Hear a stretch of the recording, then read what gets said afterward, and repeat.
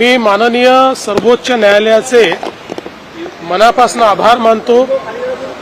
मागील 45 वर्षापासून विदर्भाचा जो लढा चालला होता त्याला एक अत्यंत महत्त्वपूर्ण निर्णयाच्या माध्यमातून दिलासा देण्याचं काम हे माननीय सर्वोच्च न्यायालयाने केलं आहे। खरं म्हणजे ज्यावेळी महाराष्ट्र तयार झाला आणि विदर्भ हा मध्य भारतापासून किंवा सिपेन बेरारपासून वेगळा होऊन त्यावेळी महाराष्ट्रामध्ये दाखल झाला, त्यावेळच्या रेव्हेन्यू रेकॉर्ड्समध्ये या सगळ्या जमिनी झुडपी जंगल अशा प्रकारे लिहिण्यात आल्या। मध्य प्रदेशने आपला रेकॉर्ड करेक्ट केला, महाराष्ट्राने झुडपी जंगल असा केल्यामुळे 1980 ला जो कायदा आला त्या कायद्यान्वये याला जंगलाचा दर्जा मिळाला आणि त्यातनं विदर्भाचा विकास हा पूर्णपणे थांबला होता। मी सांगून देऊ इच्छितो की नागपूर रेल्वे स्टेशनची बिल्डिंग असेल, हायकोर्टाची बिल्डिंग असेल, अशा अनेक बिल्डिंग यांचा जुना रेकॉर्ड पाहिला तर त्या झुडपी जंगलाच्या जागांवर आहेत। आणि म्हणून 45 वर्ष ही मागणी होत होती की यातनं काही ना काही दिलासा हा मिळाला पाहिजे। विदर्भातले सिंचनाचे प्रकल्प, विकासाचे प्रकल्प हे सगळे मोठ्या प्रमाणात अडले होते। आज माननीय सर्वोच्च न्यायालयाने या संदर्भात निर्णय दिला आहे। 1996 पूर्वी ज्या जमिनी ग्रँट झालेल्या आहेत त्याला एक प्रकारे एक्झम्पशन मिळालेलं आहे।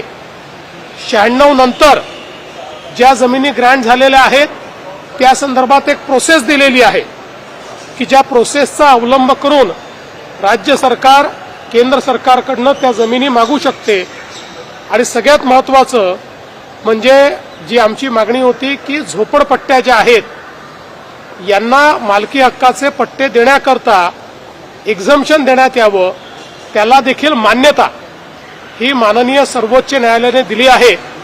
नागपूरचा जर आपण विचार केला तर एकात्मता नगर आहे, रमाबाई आंबेडकर नगर आहे, किंवा तकियासारखी आहे, चुनाभट्टीसारखा भाग आहे, किंवा वाडीचे आंबेडकर नगर आहे, अशा अनेक झोपडपट्ट्या आहेत की ज्या झुडपी जंगल या संज्ञेत असलेल्या जागेवर बसले असल्यामुळे त्यांना मालकी हक्काचे पट्टे मिळत नाहीत। त्यामुळे आता मोठ्या प्रमाणात ग्रामीण भागामध्ये देखील लोकांनी गरजेपोटी बांधलेले घर आहेत त्या घरांना नियमित करून त्यांना त्याचे पट्टे देता येतील। आणि म्हणूनच मला असं वाटतं की एकूणच अतिशय चांगला निर्णय झाला आहे। मला या निमित्ताने सांगायचं आहे की 2014 ते 19 ज्यावेळी मी मुख्यमंत्री होतो त्यावेळी आपण या संदर्भात एक समिती तयार करून सर्वोच्च न्यायालयाला रिपोर्ट दिला होता।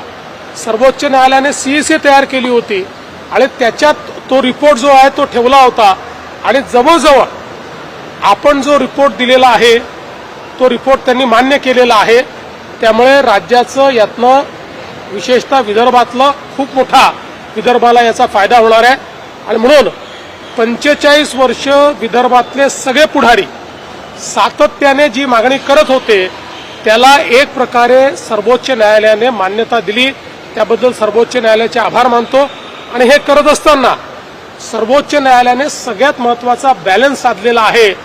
आणि खूप मोठा यातला लँड पार्सल म्हणजे आता मला एक्झॅक्ट माहिती नाही पण कदाचित ते 70-80 हजार एकरपर्यंत असेल, हे वन तयार करण्याकरता देखील दिलेलं आहे।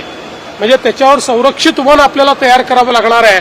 म्हणजे एकूणच विकास आणि त्याचसोबत पर्यावरण या दोघांचं साधर्म्य साधण्याचं काम हे सर्वोच्च न्यायालयाने केलं आहे। मी असं म्हणेन हे लँडमार्क जजमेंट आहे, हे हिस्टॉरिकल जजमेंट आहे।